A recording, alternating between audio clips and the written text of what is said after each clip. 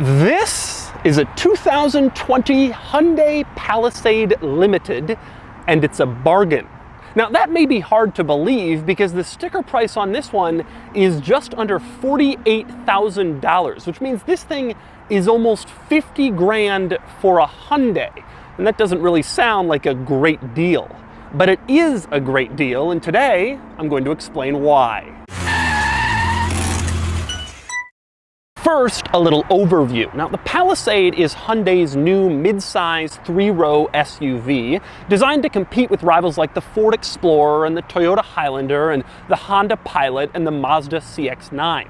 It has a 3.5-liter V6 with 290 horsepower, and mechanically, it's basically the same as the Kia Telluride, which I've already reviewed. The difference is market position. The Telluride is supposed to be like the sporty, fun one, while the Palisade is intended to be more upscale, more luxurious.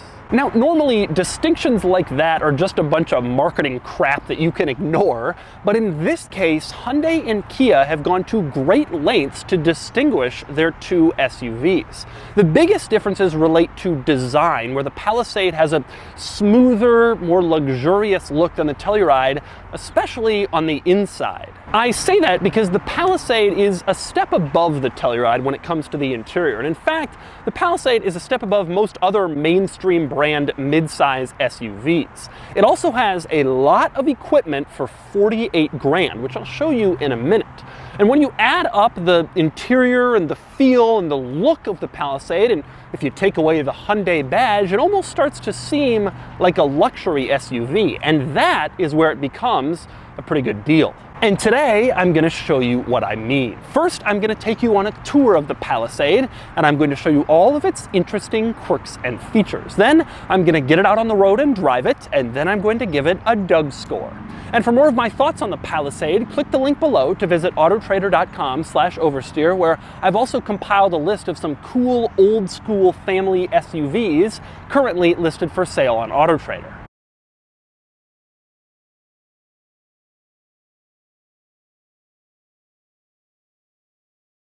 All right, I'm going to start the quirks and features of the Palisade with a discussion of some of its features. Now, like I mentioned, this thing is loaded. It has a ton of stuff. Heated steering wheel, cooled seats, got a heads-up display, adaptive cruise control, a lot of the features you'd expect from like a modern sort of luxury SUV. But it also has some features you wouldn't expect, including one of my very favorite features in the entire car industry: turn signal cameras. All right, check this out. You're driving down the road, you want to make a lane change. Normally you'd have to like look over your shoulder to look into your blind spot or into your mirror. In this thing, put on the turn signal and a camera turns on and it shows your blind spot. It shows exactly what's next to you in high resolution so you can see if there's a car in your blind spot when you go to make a lane change. No more like confusion with your shoulder check. No more, is my mirror perfectly adjusted? This camera does a fantastic job, and they have one on both sides, right and left, and it perfectly shows your blind spot every time you put on the turn signal. I showed you this feature in the Kia K900, so I guess Kia and Hyundai are starting to add it to their cars, but it's fantastic, and I hope that every car has it before too long. Now, next up, another interesting feature in the Palisade is something called driver talk. Let's say you're driving down the road and your kids are being annoying in the third row. You could turn around and yell at them, but that's distracting, and then you take your eyes off the road, and that's why this car has driver talk. Go into the infotainment system, select driver talk, and then your voice in the front is picked up by a microphone that transmits to a speaker in the third row. Take a look at what I mean. All right, check this out. I am in the front, obviously, and you are where the third row passengers would be. And I unplugged my own microphone so you can just hear me as you would if we were in the Palisade together. So, take a listen. Hello, everyone. My name is Doug, and we're riding in the Palisade. Blah, blah, blah. Palisade. All right, check this out. I'm going to turn on driver talk. Hello, everyone. We're riding in the Palisade now. Quirks and features. Doug is the type of guy to talk to the Palisade. All right, I'm going to turn it off again. And now back to normal. And you can hear the difference. It is heavily amplified when I'm on driver talk. Driver talk. And next up, another cool feature of the Palisade is it has something called Quiet Ride. If you go into Quiet Ride in the infotainment system, it will turn off all of the rear speakers and keep the front speakers at a low volume. That way, if you're driving home from a family road trip and your kids have fallen asleep in the back, you can still listen to music in the front without having to turn it on all the speakers and wake up your kids. Brilliant idea. And next up, here's another excellent idea in the Palisade. A lot of cars have a blind spot monitor that'll let you know if someone's in your blind spot so you don't accidentally change lanes and hit them. The Palisade takes it a step further. It actually has an active intervention system. So if you're about to change lanes into someone, the blind spot monitoring system will actively steer you away from them and keep you from colliding. That's impressive. A lot of cars will stop you from a forward collision. Not too many cars will also stop you from like a lane change blind spot collision. And next up, another innovative Palisade feature. Now, when you put this thing in reverse, obviously the cameras come on, which is true of all new vehicles now. And this one has several different camera angles, which you'd expect from an SUV at this price point. But it has one particularly innovative camera angle. It will show you from the top down in the back with a little yellow line out from the middle to help you hitch up your Palisade to a trailer if you want to tow. Now, there are several pickup trucks that have this feature, but it's not common on mid-size crossovers, and if you want to tow, this can be very useful. And that little yellow line will swivel as you turn the steering wheel to let you kind of know how your Palisade is lined up. It's a really good feature, and it's nice to see it making its way into SUVs. Now, beyond some of the cool new features of the Palisade, this thing also has a really impressive interior for a mid-size family crossover from a non-luxury brand. Specifically, take a look at the seats. Leather seats, obviously, but the tops are this nice quilted stitch leather you typically only see with really expensive luxury vehicles. Same thing on the door panels. You have the same quilted stitch leather that just gives it a really nice look. On the dashboard, you have this nice dashboard trim that kind of glistens in the sunlight. Also a really, really nice look. Meanwhile, in the center console, instead of the typical gloss black plastic everyone is using, you have this sort of textured silver trim that looks a lot nicer. And right above that, you have these silver buttons which look and feel like something from a luxury car. There are a few plastic buttons in the center control stack as well, but these silver buttons look really nice and feel really nice to press. Overall, if you look around this interior, especially from the front, looking at the dashboard and all the materials and trim they've used, it's a really nice place to be, and it's surprising that you're getting this from a $48,000 Hyundai instead of like a $65,000 Mercedes-Benz. It really is top quality in here. But beyond the cool new features and the nice interior, there are some rather interesting quirks of the Palisade, and I've got to start with the gear selector, which is just strange. No typical gear lever here. Instead, you have these 4 buttons, P off to the left, and then R, N, and D in a line. Very strange, but a lot of modern vehicles are sort of adopting weird gear selectors. One especially weird thing about this one, though, is if you go from park to drive, it doesn't just light up D. Instead, it actually lights up R and N on the way, as if you're using an old gear lever and shifting between them. Same thing if you switch back to park, it will light up neutral and reverse on the way back to park. It is a very strange thing. I'm not sure why they do that, but it does. Now, despite the look of that weird gear selector, it actually has a substantial benefit. By not having a giant gear lever here like in older vehicles, it frees up a ton of space in the center console for storage, which is really important if you have like a family SUV and there's all sorts of family and kid accessories around. For instance, you have this storage panel in the front, you push this little tab that says push, and it opens right up, and you can see it is a large storage compartment or a wireless charger, and you can also push these little buttons on the side and cup holders will pop out. So it's very multifunctional, this storage compartment. Then there's a second storage compartment behind the first storage compartment, which itself is huge. So there's a ton of center console storage space, and it's still not over because below the center console, you have this empty hole where you can store even more stuff. All of this is just really practical, really nice for families who end up taking a lot of gear with them wherever they go. Next up, other interesting quirks in the Palisade. Now, when you first start the engine in the Palisade, this little red group of people lights up to the right of the infotainment screen like a red army of seatbelt warriors. That is actually a pretty innovative feature. It lets you know which seats in the back are not buckled in place. And that way you don't have to turn around and kind of try to see if your kids are buckled in. Instead, it shows you right when you start the car which kids are buckled and which ones aren't. Also pretty cool. Next up, another item I like in the center control stack is just how easy it is to adjust the rear climate controls. There is a button marked rear near all the front climate controls. You push it and then the rear controls pop up on the infotainment screen, and then it's simple. You just adjust them from there. That's a lot better than a lot of cars which bury the rear controls in some sort of menu in the infotainment screen, so you have to find them. In this thing, just a simple button you push. And next up, since I'm talking about the climate controls, another thing I like with them is right below the climate control screen, Hyundai has printed the words clean air.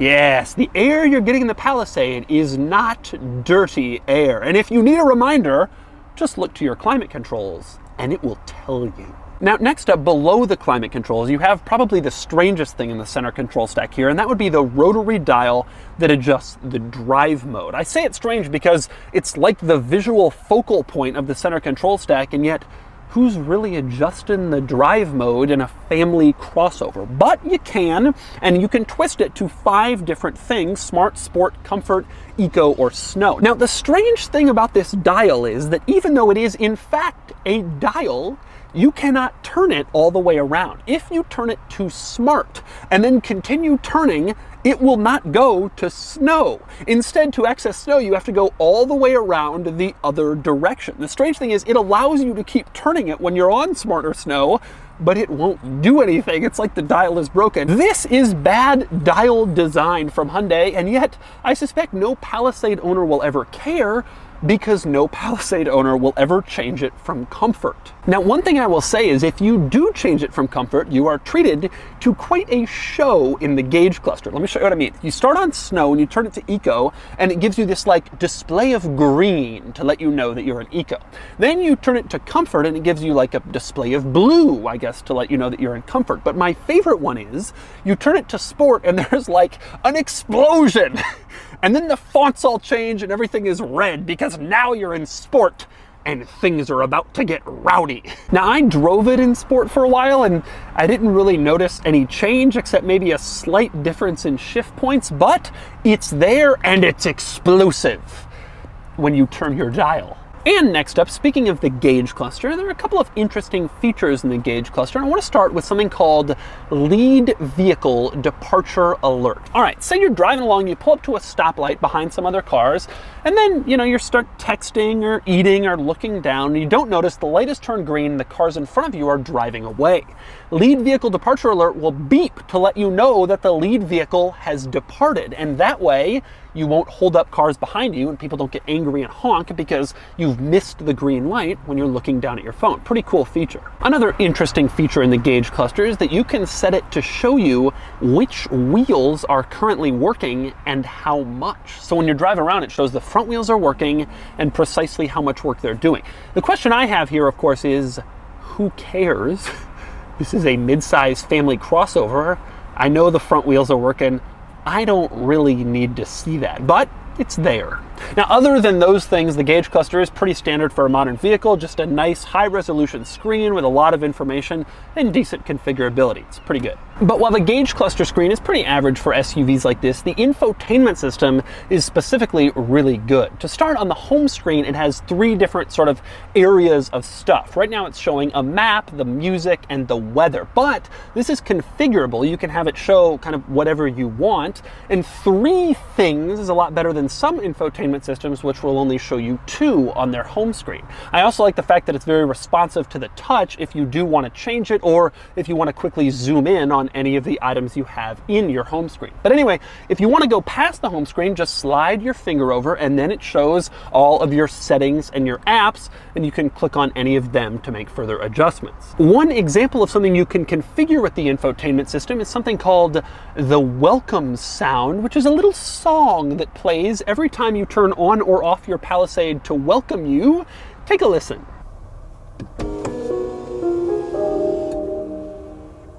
Now, next we move on to the second row of seats, and when you first come back here, it's especially noteworthy again because of how nice and luxurious it is. Once again, take a look at the seats. You have the typical leather, but also this quilted part on the top half of the back. And then on the door panel, again, you have this nice quilted stitched leather, a very, very nice look for a mid-size family crossover. Another important item in the second row is that you have a lot of power back here, which is obviously a big deal for a family SUV with iPads and all sorts of other devices. In the back of the front center console, you have a household style power outlet. Then you have a 12-volt like cigarette lighter style power outlet. And then you have USBs on the back of each front seat. So 2 different USBs, all for a lot of power for charging different devices if you're in the second row. Now, next up, I want to talk about the third row seat in the Palisade. But before I do, I have to cover just how insanely easy the third row is to access. All you gotta do, open the door and push this button at the top of the second row seat. It slides forward and tilts, and then you're in the third row. But let's say that button is like a little too high for a child to reach if they're trying to climb into the third row. Well, Hyundai thought of that. There is another button at the bottom of the seat that performs the exact same function. Press that, and again, the seat tilts forward and slides, and you can easily access the third row. Now, once you push either of those buttons, getting into the third row is really simple, even for me. Obviously, it's mostly intended for kids, but it's just not all that hard to get into. By the way, one other thing I like when you're trying to get into the third row is this sill plate on the doors that says Palisade. Line. And anyway, since I'm back here in the third row, I can tell you that this isn't exactly an ideal spot for adults. There's not a ton of room back here, but it would be great for kids and adults in a pinch if it's necessary for a short trip. It's just not exactly where I'd want to spend my time. Now, other than that, other interesting items in the third row, you do have a USB port on either side, so there are 2 back here for charging more devices. And one other interesting item, there's a switch back here that allows third row passengers to power adjust the seat back to their most desired comfortable position. This is not something you often find in third rows, but this car has it. Now, fortunately, it won't let you adjust it all the way down so it's flat. Instead, you have a little range of seat comfortability. And next we move on to another interesting quirk of the Palisade, and that would be what I like to call the headlight situation. All right, take a look at the headlights. Here you go, fairly standard, right? No, not quite. Up here, the headlights, this is actually the turn signals. You can see the turn signals are on. That's where the turn signals are, at the top in the normal headlight position. So, where are the headlights? Well, it isn't this swirly little thing through the middle. That is the running light. And actually, I happen to think that is a pretty cool design. So you're thinking, well, okay, that doesn't leave any more space in the upper bit for the headlights. And indeed, you're right. The headlight is here, where the fog light is in most other cars. Because this has LED headlights, they can put it in a smaller area, and so they've put the entire headlight into this little area down in sort of the lower bit of the bumper. Very unusual headlight placement. And speaking of unusual lighting in this car, you have the turn signal mirror light. Usually it's just a straight little light line, and this thing, they've stylized it into 2 kind of curved pieces that turn on when you turn on the turn signal. I'm not sure why they got so weird with the front lights, but they did. And next up, moving around to the lighting in the back, nothing particularly strange about these. You have the turn signals down at the bottom, the brake lights up top. Maybe the strangest thing is that the reverse lights are mounted down here in the bumper. But I'm seeing more and more cars do that, not that weird. Probably the most unusual thing back here about the brake lights has nothing to do with the lights themselves, but this little sort of white silver panel that goes beyond the brake lights. It has these lines in it like a piece of school notebook paper, and I guess it's supposed to make them seem bigger than they are or something. I'm not really sure why it's there. It ends up looking a little funky. And next up, moving into the cargo area of the Palisade, you can see there's nothing particularly noteworthy or unusual back here. There's not too much space behind that third row. If you want to carry a lot of people and a lot of stuff, you're going to have some problems. But underneath the load floor in the third row, there is additional lower load floor that's kind of protected by that cargo cover, so there's that. Obviously, if you actually want to get a lot of stuff in this car, you're going to have to drop the third row of seats which is fairly easy because there are buttons you can use on the side of the cargo area to lower the third row. Pretty simple, you press the button, it drops down, you press the button the other direction, and it pops right back up, which is a feature you commonly see on a lot of luxury SUVs and not as commonly on mainstream brand SUVs. And it's also worth noting there are buttons in the cargo area to lower the second row of seats, but this isn't power operated. Instead, it's just a mechanical release. So once you lower the second row of seats, if you want to raise them back up, you actually have to walk around and pull them back up yourself. And so that's a tour of the 2020 Hyundai Palisade. And now I'm gonna get it out on the road and drive it. All right, driving the Palisade. Now, a couple things I want to discuss that I didn't mention in the review just now. One is the styling. I like the look of the Palisade, but I do think it's a little bit more generic than I would want. I prefer how the Telluride looks. I think the Telluride is sportier, you know, it really does have that more aggressive look. Whether it is actually more aggressive, you know, there's not that many mechanical differences between the two, but I like how the Telluride looks a little bit better.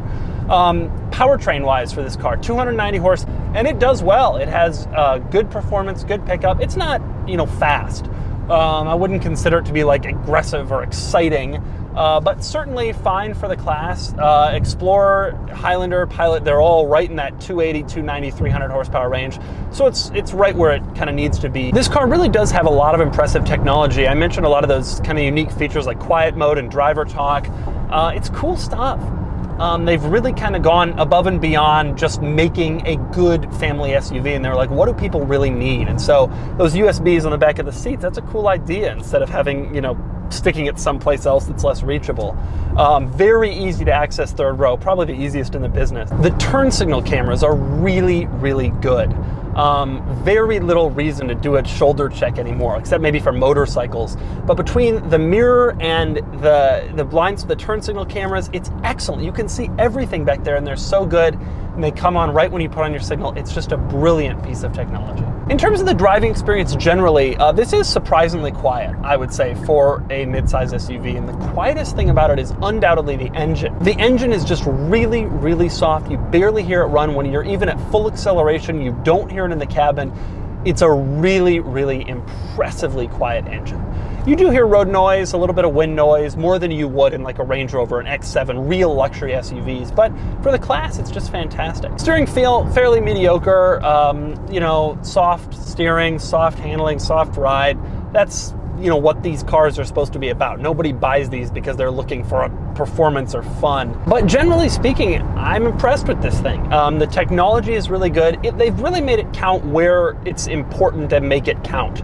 Which is to say, the technology is good, the driving experience, it's nice and comfortable, the seats are easy to access, they're comfortable, there's a lot of USBs, that sort of thing. Obviously, it's not incredibly exciting. Obviously, it's not really fun and thrilling. It doesn't have to be. It's just a mid-size crossover, and I'm fine with that. But I think for a mid-size crossover, it's an excellent one. And that's important for Hyundai because, you know, Hyundai was kind of the success story of the car industry from like 2009 to 2014. For like 5 years in there, and then they did not develop SUVs quickly enough. And for a long time, they've really only had kind of the Tucson. They had the Veracruz, which was a 3-row for a while. It was not very competitive. Nobody bought it. But finally, they're back in the game. This is a truly competitive, excellent family crossover. And so that's the 2020 Hyundai Palisade Limited. Now, this thing isn't as nice as a Range Rover or a BMW X7, but it's not as far behind as you might think, especially when you consider that this is half price compared to luxury SUVs like that. This is a good family crossover, and it's a good deal when you consider the features, the technology, the interior, and it very much deserves a spot on your shopping list if you're looking for a new family SUV. And now it's time to give the Palisade a Doug score. Starting with the weekend categories and styling, the Palisade is fine, nothing more, and it gets a 5 out of 10. Acceleration does 0 to 60 in about 7.4 seconds, which gives it a 1 out of 10. Handling is average, acceptable for a midsize SUV, but not thrilling, and it gets a 3 out of 10. Fun factor is very low, as this thing isn't about fun at all, and it gets a 1 out of 10. Cool factor is also at the bottom. This is a mom or dad car, not anything that will turn your head, and it gets a 1 out of 10, even lower than its Kia Telluride sibling, for a total weekend score of 11 out of 50. 50. Next up are the daily categories and features. This is well equipped, but it's still missing a few items like swiveling headlights and a full panoramic sunroof, and it gets a 7 out of 10. Comfort is excellent for the class, and it gets a 7 out of 10. Quality is very high, higher than the Telluride, though not quite to true luxury SUV levels, and it gets a 7 out of 10. Finally, value, and this is well priced, and it features Hyundai's excellent warranty. It gets an 8 out of 10 for a total daily score of 39 out of 50.